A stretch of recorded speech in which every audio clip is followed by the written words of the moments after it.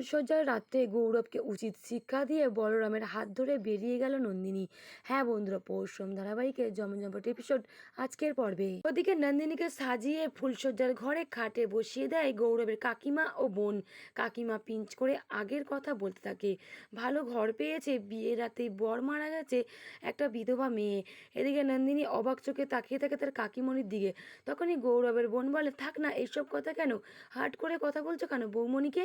বারবার যদি তোমরা মেয়েটার অতীতটাকে টেনে আনবে তবে বিয়ে দিয়েছিলে কেন?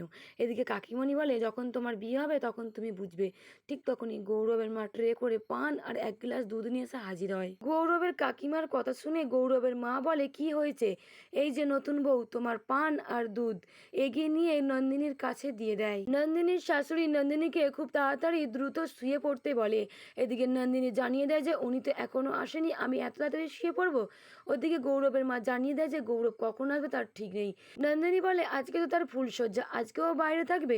তখনই কাকিমণি জানিয়ে দেয় যে বাইরে না থেকে কি তোমার পাশে ঘুমিয়ে প্রেম করবে নাকি? মনের মধ্যে এরকম আশা এনো না কিন্তু। তখনই নন্দিনী পাল্টা জবাব দিয়ে বলে, আমার মনের মধ্যে এরকম আশা আসেনি। পাশ থেকে কাকাকে দেখতে পাই ঘরের মধ্যে ঢুকতে। ঘরে ঢুকে নন্দিনীর বরণ ও বৌভাতের অনুষ্ঠানে সে কথা জানায় নন্দিনী তার শাশুড়ি মাকে।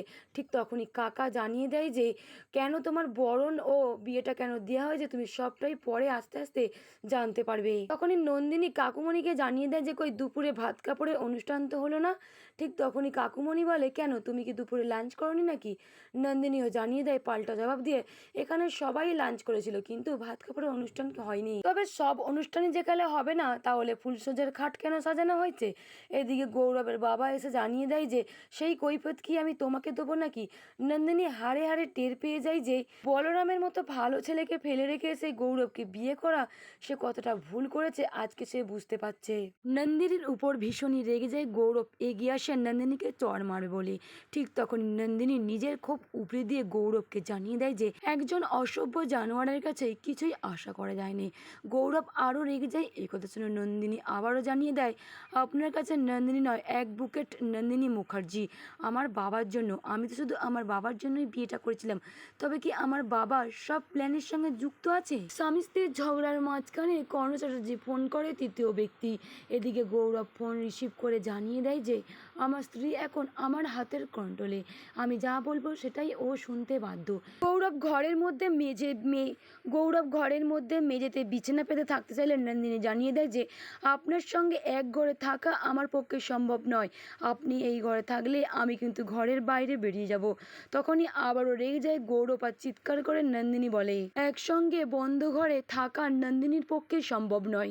এর থেকে বিষধর সাপ ভালো, সরীসৃপ ভালো। আপনি কি ভেবেছেন প্রোটিনের হাজবেন্ড শিবপ্রসাদ গাঙ্গুলি? শুধু এটা নয়, ওর আর একটা নাম আছে, ও হলো পরশুরাম। এ কথা শুনতেই গৌরবের পায়ের তলা থেকে মাটি সরে যায়, গায়ের লোম খাড়া হয়ে যায়। এ কি শুনছে গৌরব? তবে কি সেই পরশুরাম যে পাপের বিনাশ করতে জন্ম নিচ্ছে যুগ যুগ ধরে? কর্ণ চ্যাটার্জির সঙ্গে হাত মিলিয়ে আপনি এই খেলার সঙ্গে জড়িয়ে বড্ড ভুল করে ফেলেছেন। ওদিকে গৌরব জানিয়ে দেয় যে এই খেলাতে ভীষণই মজা আছে, অতএব আপনি কিন্তু সারা রাত ধরে আপনার প্রেমিকের সঙ্গে কথা বলতে পারেন। আমি বাইরে বেরিয়ে যাচ্ছি। নেশাগ্রস্ত হয়ে আরও ভালো করে বুঝিয়ে দেয় যে জানলাটা খুলে দিন, বাইরে চাঁদ উঠেছে। এ কথা বলেই বাইরে বেরিয়ে যায় গৌরব। নন্দিনী অধীর অপেক্ষা করে বসেছিল কখন গৌরব আসবে, ফুলশয্যার রাত্রে একসঙ্গে গল্প করবে। তা আর হলো না। তবে কি বলরাম পাশে আসবে নন্দিনীর? সবটাই প্ল্যান করে গৌরব বিয়ে করেছিল। তবে কি সব কিছু সাকসেসফুল হলে নিজেই কি বলরামের হাতে নন্দিনীকে তুলে দেবে গৌরব?